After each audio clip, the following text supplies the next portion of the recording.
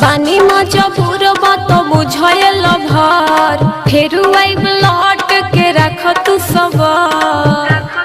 ए जान सुन ना, बानी मजबूर बात बुझल भर फेरू आई लौट के रख तू सबर। तू ही बसल बड़ जिया के भीतरिया हो,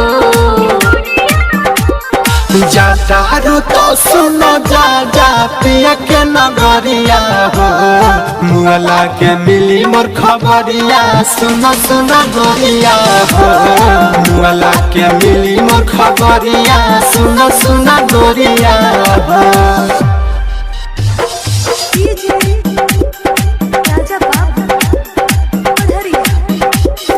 mix by Aditya recording studio Gopalganj.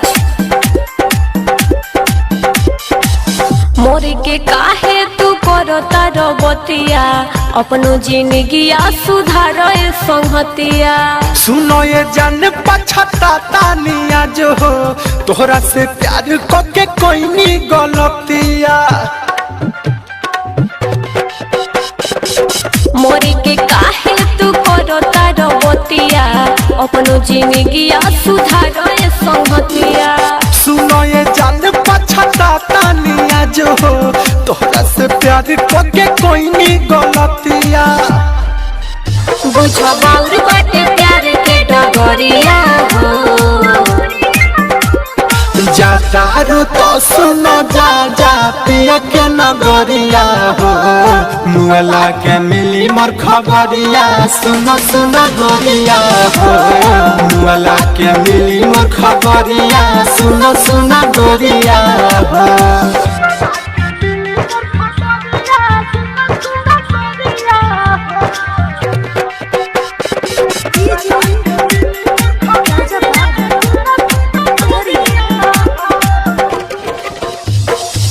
बारे महीना में बारहाली आई, सुन दीपक नाही तोह के सताई। तू खुश रहबू से सनाथ के संगवा, तारा बिना अभी हम छटपटाई। बारे महीना में बारहाली आई, सुन दीपक नाही तोह के सताई। तू खुश रहबू से सनाथ के संगवा, तारा बिना अभी हम छटपटाई। तो जनी आँख से बहावर के दरिया हो, जातारू तो सुनो जा जा पिया के नगरिया हो, मुअला के मिली मोर खबरिया सुनो सुनो गोरिया हो, मुअला के मिली मोर खबरिया सुनो सुनो गोरिया हो।